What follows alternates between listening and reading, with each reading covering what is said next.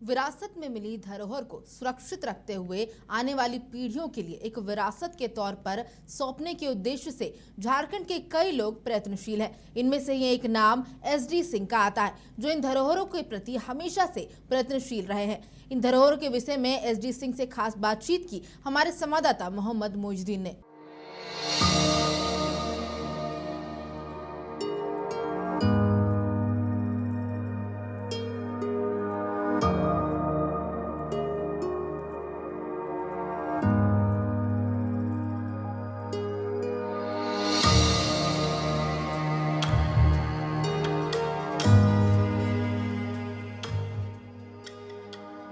प्रकृति संसाधन ही नहीं बल्कि अपने पर्यटन स्थलों की वजह से भी झारखंड देश विदेश ही नहीं बल्कि पूरे विश्व में प्रख्यात है।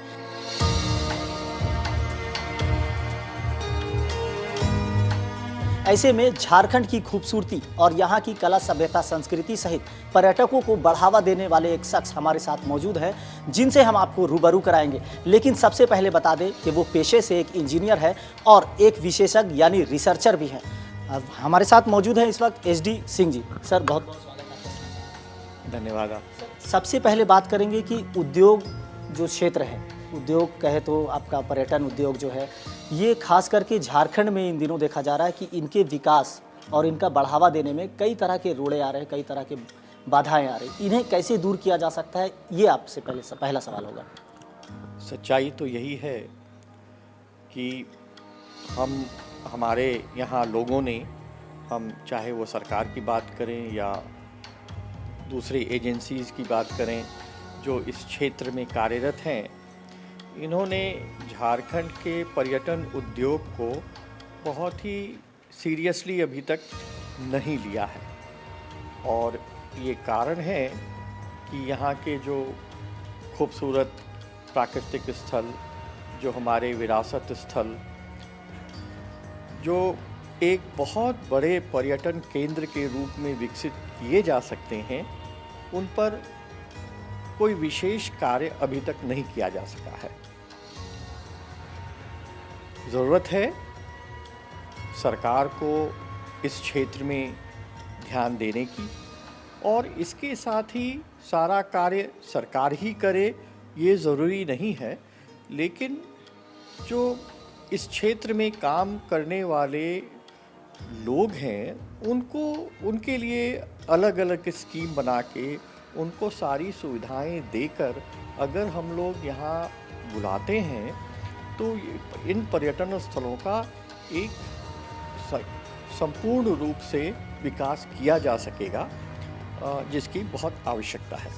बात करेंगे कि आप एक अच्छे इंजीनियर ही नहीं बल्कि एक रिसर्चर भी हैं, और झारखंड में कई पर्यटन स्थल ऐसे हैं जहां खूबसूरती की झलक और ख़ास करके वो हमें विरासत में मिली है। तो झारखंड में ऐसे 5 स्पॉट कौन से हैं जिन्हें पर्यटक स्थल के रूप में विकसित किया जा सके, ताकि आने वाले जो पर्यटक हैं उन्हें आकर्षित किया जा सके? आप 5 ऐसे स्थानों का नाम बता सकते। आपने बहुत ही टचिंग पॉइंट को छुआ है, वो है विरासत स्थल। मैं आपको बताऊंगा कि झारखंड ही नहीं, विश्व के किसी भी जगह आप चले जाएं, वहाँ के जो विशेष विरासत स्थल हैं वो वहाँ के बहुत ही महत्वपूर्ण पर्यटन केंद्र भी होते हैं। लोग बहुत बड़ी संख्या में वहाँ जाते हैं। मैं एक विरासत संरक्षण का विशेषज्ञ हूँ और इस क्षेत्र में मैं पिछले 21 वर्षों से कार्यरत हूँ। झारखंड के सभी 24 जिलों में के विरासत स्थलों पर जाने का मुझे मौका मिला है। विरासत स्थल जो हैं वो हमें एक बहुत बड़ी शिक्षा देते हैं अपने पास्ट को, अपने जो अतीत को नए आने वाले पीढ़ी के साथ और वर्तमान पीढ़ी के साथ जोड़ने का एक बहुत बड़ा साधन है। जहाँ तक ये 5 स्थलों की हम बात करते हैं तो हम बात करेंगे साहेबगंज की। साहेबगंज में एक स्थान है राजमहल, जो करीब 38 किलोमीटर है साहिबगंज से। यहाँ पर 1579 में अकबर ने मान सिंह को बंगाल की सूबेदारी देके वहाँ रखा था, और वो उस समय जो बंगाल की सूबेदारी होती थी वो आज का बंगाल, बिहार, उड़ीसा, असम, आप देखिए आपके राज्य में इतना बड़ा स्थल जो बंगाल की सूबेदारी का राजधानी हमारे राजमहल में थी। राजमहल में गंगा, बहुत ही विशाल गंगा वहाँ से निकलती है, जो साहिबगंज से होते वो प्रॉब्ली हमारे झारखंड का एकमात्र स्थल है जहाँ से गंगा आती हैं। वो साहिबगंज से राजमहल होते हुए फिर बंगाल की खाड़ी में चली जाती हैं। वहाँ बहुत ही विशाल रूप में गंगा है। गंगा के उस पार में मालदा है जो पश्चिम बंगाल में आता है, और इस तरफ हम लोग झारखंड हैं। ये अद्भुत स्थल है।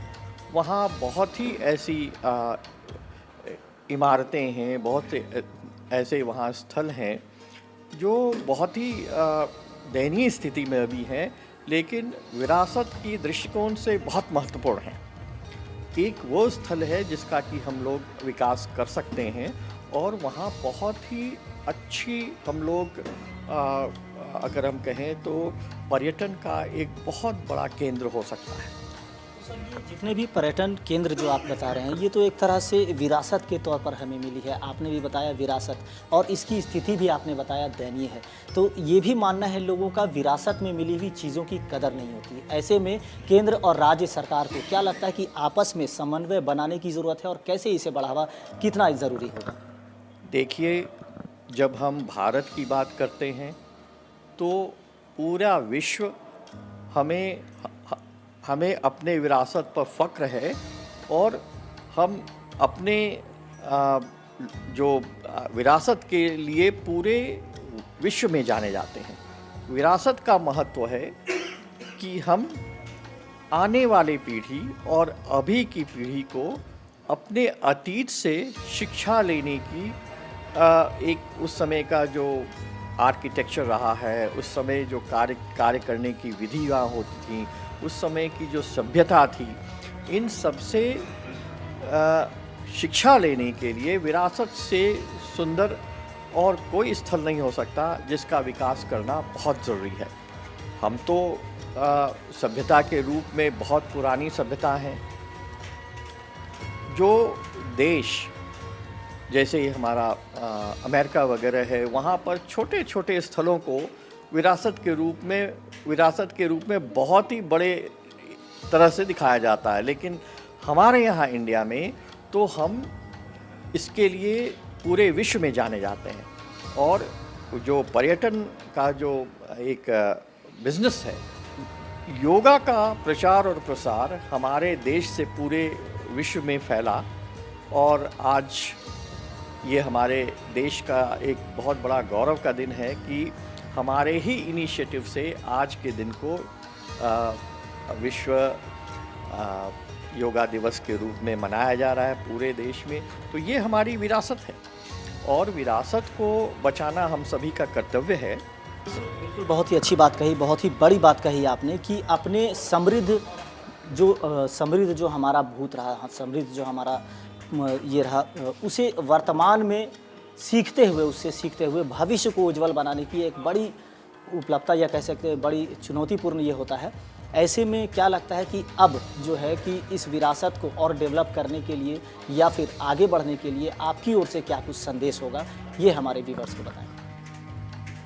अपने विरासत को लोगों के बीच में लाना हम सब की प्राथमिकता होनी चाहिए। हमारे प्रदेश में फोक डांसेस हैं, फोक लोज हैं। हमारे यहाँ बहुत ही अच्छे कारीगर हैं जो बहुत अच्छी चीज़ों को अपने हस्त कला से बनाते हैं। हमारे बहुत ऐसे विरासत स्थल हैं जो कि बिल्कुल ही दयनीय स्थिति में हैं। अगर हम उन सबको आगे उनको संरक्षित करने के लिए आगे बढ़ते हैं, जिसमें झारखंड सरकार का बहुत ही बड़ा रोल रहेगा। अगर इस पर हम कार्य करते हैं तो झारखंड एक दिन पर्यटन के क्षेत्र में बहुत ही आगे होगा। पर्यटन के क्षेत्र में आगे होने से सिर्फ पर्यटन ही एक शब्द नहीं है, पर्यटन के साथ बहुत ही ऐसी विधाएं जुड़ी हुई हैं, इतने सारे लोग जुड़े रहते हैं पर्यटन से कि उन सब का विकास होगा। सबसे बड़ा है इकोनॉमिक विकास होगा उस क्षेत्र का और आपके राज्य का।